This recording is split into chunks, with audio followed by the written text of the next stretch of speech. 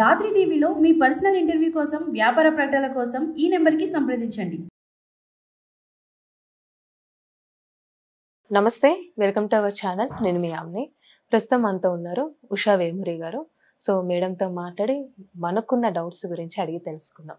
నమస్తే అమ్మ. నమస్తే అమ్మ, ఇప్పుడు పెళ్లి కాని ఆడపిల్లలు వాళ్ళ ఫ్యూచర్ లైఫ్ బాగుండాలంటే అసలు వాళ్ళు ఎలాంటి విషయాల్లో ఏ విధంగా ఆలోచిస్తే మంచిది, ఎలాంటి స్టెప్ తీసుకోవాలంటారు మీ మాటల్లో? తప్పకుండా తప్పకుండా. ఇందాక పిల్లల గురించి అనుకున్నట్టుగానే మన ఎక్స్పీరియన్స్ నాకేమనిపిస్తుంది అంటే, పెద్దవాళ్ళ ఎక్స్పీరియన్స్ వాళ్ళు ఒక 50 ఏళ్ళు 60 ఏళ్ళు దాటి ముందుకు వచ్చేసినప్పుడు ఈ స్టేజ్లు అన్నీ వాళ్ళు ఎప్పుడో చూస్తారు కదా, ఆల్రెడీ ఇవన్నీ పాస్ అయ్యి వచ్చారు. సో వీళ్ళకి తెలియని ఎక్స్పీరియన్స్ అంటూ, వీళ్ళకి తెలియని కొత్త ప్రాబ్లం అంటూ ఏం ఉండదు పిల్లలు ఫేస్ చేసేవి. ఆల్రెడీ అవి దాటి వచ్చారు కాబట్టి ఆ ఈక్వానిమిటీతో, ఆ ఎక్స్పీరియన్స్తో పిల్లల్ని గైడ్ చేసేటట్టుగా ఉంటే బాగుంటుంది పేరెంట్స్. అది ఒక రెస్పాన్సిబుల్ అండ్ బాధ్యతాయుతమైన పేరెంటింగ్ అంటే అది. సో ఇప్పుడు తల్లిని కూడా చాలామందిని ఈ రోజుల్లో నేను చూస్తున్నది ఏంటంటే, ఒక కౌన్సిలర్గా, సైకాలజిస్ట్గా నేను గమనిస్తున్నప్పుడు అనుకోకుండానే పాపం చాలామంది అమ్మాయిల విషయంలో తల్లిల పాత్ర ఎక్కువ అవడం వల్ల పిల్లలు సఫర్ అవుతున్నారు. వాళ్ళకి మంచి చెప్పినందువల్ల ఉపయోగమే, మంచిదే. కానీ సలహా అనేది ఈ రోజుల్లో అందరూ అడల్ట్స్ అయ్యాక వాళ్ళు పెళ్ళిళ్ళు చేసుకుని, అదొక రోజుల్లో 8 ఏళ్ళు 10 ఏళ్ళకి పెళ్ళిళ్ళు చేసుకోవట్లేదు కదా, 15 ఏళ్ళకి కూడా ఎవరు పెళ్ళిళ్ళు చేసుకోవట్లేదు కదా. ఫుల్లీ మెచ్యూర్డ్ అడల్ట్ చదువుకుని ఉద్యోగం చేసుకుని 3-4 ఏళ్ళు ఎక్స్పీరియన్స్ అయ్యాకే చేసుకుంటున్నారు పెళ్ళిళ్ళు. అలాంటప్పుడు తల్లి కూడా ఎలాంటి సలహాలు ఇవ్వాలి, ఎలా ఉండాలి వాళ్ళకి అని అంటే, పిల్ల ఏదైనా అడిగినప్పుడు, తనకి తెలియని విషయంలో తను ఏమైనా అడిగినప్పుడు ఒక అడ్వైస్ ఇవ్వడం వరకు చెప్పాలి తప్ప, అందుకని కానీ ఆ ముందర ప్రిపేర్డ్నెస్, పెళ్ళికి ముందర ప్రిపేర్డ్నెస్ మటుకు ప్రతి తల్లి తండ్రి పిల్లల్ని ప్రిపేర్ చేయాలి. రేపు వెళ్ళబోయే ఇల్లు కొత్తది, అక్కడ ఉండే మనుషులు కొత్త వాళ్ళు. మనకి ఇంట్లో ఎలా ఉన్నా నడిచిపోతుంది, కానీ కొత్త ప్రదేశంలో కొత్త ఇంటికి వెళ్ళినప్పుడు ఎక్స్పెక్టేషన్స్ ఎక్కువ ఉంటాయి మన మీద, ఎలా ఉండాలనే దాని మీద. కాబట్టి వీటికి తగినట్టుగా మరీ భయపెట్టేటట్టు కాకుండా, వాళ్ళ బాధ్యత వాళ్ళు తెలిసి జీవితం చక్కగా ఉండేటట్టు ఏం చేసుకుంటే బాగుంటుందో అవి మటుకు చెప్పి పంపించాలి ప్రతి పేరెంట్స్. అది కూడా ఒకటే రోజు రాదు కాబట్టి, కొంచెం ఏజ్ వస్తూ ఉన్నప్పుడే 15-16 ఏళ్ళు వచ్చాక కొంచెం వాళ్ళకి అయినప్పుడు కూడా ఇండిపెండెంట్గా ప్రీచింగ్లా కాకుండా, ఏం చేస్తే కాజ్ అండ్ ఎఫెక్ట్ ఏంటి, ఎలా ఉంటే ఎలా ఉంటుంది, ఎంపతి, అండర్స్టాండింగ్, కంపాషన్, కైండ్నెస్, తర్వాత ఒకళ్ళతో ఒకళ్ళకి హ్యూమన్ రిలేషన్స్ మెయింటైన్ చేసుకుంటూ ఉండడం, అర్థం చేసుకోవడం, అండర్స్టాండింగ్ అనేది చాలా చాలా ఇంపార్టెంట్ ఈ దీంట్లో. కమ్యూనికేషన్ అంటే ఎలా కమ్యూనికేట్ చేస్తున్నావు. ఇప్పుడు ఇంట్లో ఉన్నప్పుడు మామూలుగా మనం అన్నతమ్ములతో, అమ్మతో చనువుగా మాట్లాడుకునేటప్పుడు ఎలా మాట్లాడతాం, చాలా చనువుగా ఈజీగా, అంటే కొన్నిసార్లు దులపరించేస్తూ విసుక్కుంటూ కూడా మాట్లాడతాం. అమ్మ ఏమనుకోదు, పిల్ల కూడా ఏమనుకోదు, ఎందుకంటే తెలుసు ఓహో తను ఇలా అన్నప్పుడు. మామూలుగా క్యాజువల్గా మనం మాట్లాడుకునేటప్పుడు అలాగేమో, కానీ కొత్త ప్రదేశంలో కొత్త మెంబర్, ఆ అబ్బాయి కూడా పెరిగిన వాతావరణం వేరు, ఆ అబ్బాయి పద్ధతులు వేరు, వేరే చోటు నుంచి వచ్చాడు, కల్చర్ వేరు అయి ఉండొచ్చు, తల్లిదండ్రుల పద్ధతులు వేరే ఉండొచ్చు. నువ్వు ఎలా కండక్ట్ చేసుకోవాలి. సింపుల్గా ఒక ఇంటర్వ్యూకి వెళ్తే మనం బెస్ట్ ఫుడ్ ఎలా ముందుకు పెట్టి అన్నీ చక్కగా కరెక్ట్గా ఉన్నట్టుగా ప్రజెంట్ చేసుకుంటామో, అలాగే అంటే ఈ మాట ఇక్కడ ఇలా అనడం కొంచెం కొంతమందికి నచ్చచ్చు నచ్చకపోవచ్చు, కానీ నేనేమంటానంటే you fake it until you make it అంటా నేను. అంటే ఏంటి, ఫేక్ స్మైల్. ఇప్పుడు మనం ఒక ఫోటో తీసుకుంటున్నాం, మనం మామూలుగానే ఉన్నా కూడా ఒక పిక్చర్ తీసుకునేటప్పుడు నవ్వుతామా లేదా, అందులో బాగా రావాలని, అంటే అది ఫేక్ కదా, మరి ఫేక్ స్మైలేగా. కానీ అందులో బాగా రావాలి, మనకు అలవాటు అయ్యే వరకు కూడా అసలు ఎప్పుడు నవ్వుతూ ఉండాలి, కానీ అలా ఉండలేం కాబట్టి అట్లీస్ట్ ఆ టైంలో నవ్వుతున్నాం. అలాగే ఈ బిహేవియర్ కూడా ఏం చెప్తుందంటే, నీకు ఆ బిహేవియర్ కంప్లీట్గా నీకు దాని మీద కంట్రోల్ వచ్చి నీ అంతటా నువ్వు కొన్ని మార్పులు చేసుకునే వరకు కాన్షియస్గా అట్లా ఉండడానికి ప్రయత్నించాలి, కొత్త ప్లేస్ కాబట్టి.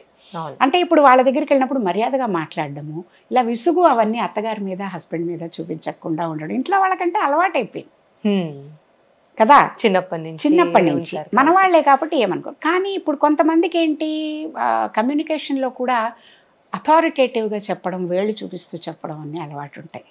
అందరూ దాన్ని ఈజీగా ఏముండదు అందులో తప్పు. పాపం ఆ అమ్మాయి మంచిగానే చెప్తుంది, నువ్వు ఇంకోసారి ఇలా చేసావంటే జాగ్రత్త అందనుకోండి, వాళ్ళు ఒఫెండ్ అవ్వచ్చు. ఏంటి అలాగేదో ఒక దీంట్లో బోన్లో పెట్టి ఒక ముద్దాయిని ఇది చేస్తున్నట్టు చేస్తోంది ఏంటి, నేను ఏం చేశానని అనే ఫీలింగ్ కలగచ్చు. ఎప్పుడూ కూడా అనే మాటల కంటే కూడా మనం అవతల వాళ్ళకి ఇచ్చే ఫీలింగ్స్ జన్మంతా గుర్తుండిపోతాయి.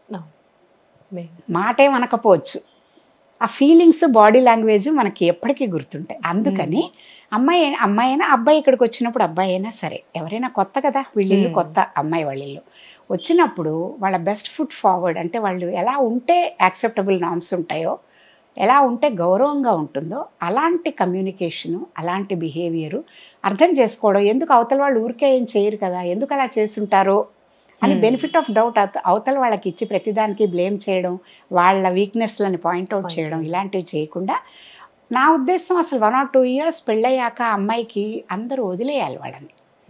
వదిలేయడం అంటే ఎందుకు అంటే కొత్త ప్లేస్లో కొత్త వాళ్ళని అర్థం చేసుకోవడానికి తనకి ఇవ్వాల్సిన టైం అది. ఆ టైం లోపల తను ఏంటంటే లెర్నింగ్, రీలెర్నింగ్, అన్లెర్నింగ్ అన్నీ కూడా అలవాటు చేసుకుంటుంది. తనకున్న పాతవి నేర్చుకున్నవి ఏవి ఇక్కడ వర్కౌట్ అవ్వవో, ఏవి వర్కౌట్ అవుతాయో, తనకి లేనివి ఏం నేర్చుకోవాలో, ఇలాంటివన్నీ కూడా ఒకళ్ళని వాళ్ళు అర్థం చేసుకోవడానికి బాగా 1 or 2 years పడుతుందమ్మా.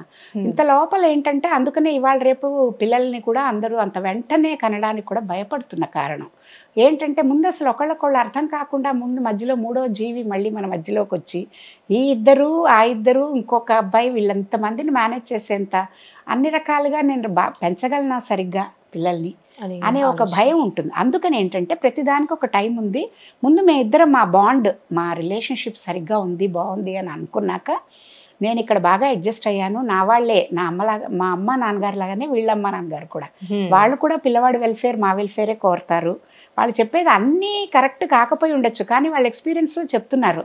అట్లీస్ట్ విని మనకి ఏది ఎంతవరకు మనకి వర్కౌట్ అవుతుందో చూసి దాన్ని బట్టి డెసిషన్ మనం తీసుకోవచ్చు అనే ఒక అండర్స్టాండింగ్, పేషెన్స్ ఇవన్నీ మటుకు తప్పనిసరిగా ఉండాలి.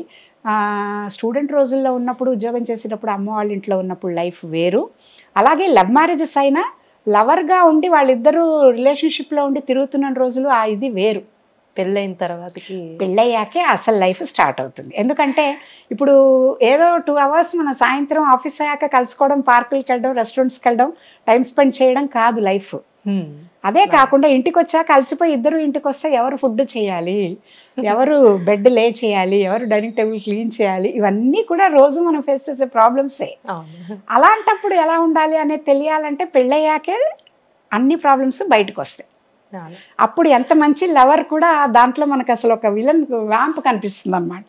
అందుకని ముందు దానికి సరిపోయిన ప్రిపేర్నెస్ అలవాటు చేసి మైండ్ ముందుగానే ముందుగా చేసుకుని రేపు రాబోయే ప్రాక్టికల్గా ఎలాంటివి ఉండొచ్చు, దానికి ఇద్దరూ కూడా ఎలా వర్కౌట్ చేసుకుంటే, ఎలా మేనేజ్ చేసుకుంటే మనకి జీవితం స్మూత్గా ఉంటుంది.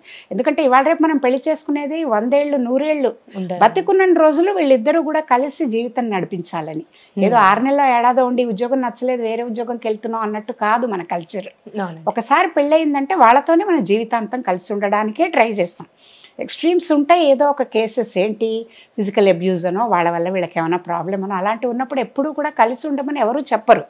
అన్ఫార్చునేట్లీ అలాంటిది ఏమైనా ఉంటే బయటికి రావాల్సిన పరిస్థితి వేరు. కానీ చిన్న చిన్న తేడాలు ఉన్నాయనో, లేకపోతే మన ఇంట్లో లాగా లేదనో, ఇలాంటి మూడో పర్సన్ ఇన్వాల్వ్ అయ్యి పాడు చేయడం వల్ల రిలేషన్షిప్ని పాడు చేసుకుని బయటికి రావడం మటుకు అంత తెలివైన పని కాదు. జీవితకాలం ఉండాలి కాబట్టి ఒకళ్ళని వాళ్ళు అర్థం చేసుకుంటూ పేషెన్స్తో, అండర్స్టాండింగ్తో గనక మెలిగితే బోల్డ్ మంది ఉన్నారు చక్కగా ఉన్నవాళ్ళు జీవితాంతం. ఫారినర్స్ నాకు బోల్డ్ మంది తెలుసు. మన ఇండియన్స్ని పెళ్లి చేసుకున్న వాళ్ళు 50 ఏళ్ళు 40 ఏళ్ళు ఒకటే హస్బెండ్తో వీళ్ళ పద్ధతులు నేర్చుకుంటూ ఎంత బాగా లైఫ్ లీడ్ చేస్తున్నారు. అంటే కావాల్సింది ఏంటి, ఏ కంట్రీ వాడు అని కాదు, ఆ రిలేషన్ అనేది. ఆ మనిషికి నువ్వు ఎంత రెస్పెక్ట్ ఇస్తావు, వాళ్ళ స్పేస్ ఇస్తున్నావా, వాళ్ళకి రెస్పెక్ట్ ఇస్తున్నావా, ఈ రిలేషన్షిప్కి నువ్వు ఎంత సీరియస్గా తీసుకుంటున్నావు దీన్ని ముందుకు తీసుకెళ్ళడానికి అనేది.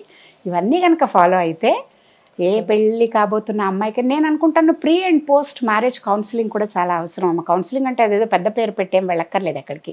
ఇంట్లోనే పెద్దవాళ్ళు ఉంటారు, అనుభవం ఉన్నవాళ్ళు. తల్లి చెప్తే నచ్చకపోవచ్చు, కొంతమందికి ఒపీనియన్ వీళ్ళకి అంత నచ్చుతుందో లేదో, తనకి ఎవరి మీద అయితే గురుందో వాళ్ళు అప్పుడప్పుడు కొన్ని విషయాల గురించి చెప్తూ ఉండడం కానీ ఎలా ఉంటే బాగుంటుంది అని. లేదు ఎవరైనా ఫ్యామిలీ కౌన్సిలర్ అలా ఎవరైనా ఉంటే తీసుకెళ్తే కొన్ని టిప్స్ ఇట్లాంటివి, అంటే అన్నీ నీ వైపు నుంచే చూడడం కాదు, ఎంపతి నేర్చుకోవాలి, అటువైపు నుంచి కూడా ఆలోచించాలి. ఇలాంటి కొన్ని లక్షణాలు కనుక అలవర్చుకుంటే ప్రాక్టీస్తో, ఎందుకంటే ఇంటెలిజెన్స్ మనకి పుట్టినప్పటి నుంచి ఎవరి ఇంటెలిజెన్స్ వాళ్ళకున్నా ఎమోషనల్ ఇంటెలిజెన్స్ అనేది చాలా ఇంపార్టెంట్ ఏ రిలేషన్షిప్కి అయినా కూడా. ఆ ఎమోషనల్ ఇంటెలిజెన్స్ ఏ వయసు వాళ్ళైనా నేర్చుకోవచ్చు. ఓకే, ఇప్పుడు ఈ విషయంలో ఎమోషనల్ ఇంటెలిజెన్స్ కావాలి మనకి.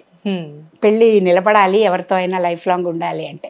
సో ఆ emotional intelligence, social skills, empathy ఇవన్నీ ఏదైతే అందులో ఉన్నాయో అలాంటివన్నీ కనుక ప్రాక్టీస్ చేసుకుంటూ ముందుకెళ్తే ప్రతి జీవితం కూడా చాలా నందనవనంలానే ఉంటుంది, హ్యాపీగా ఉంటుంది. Thank you so much.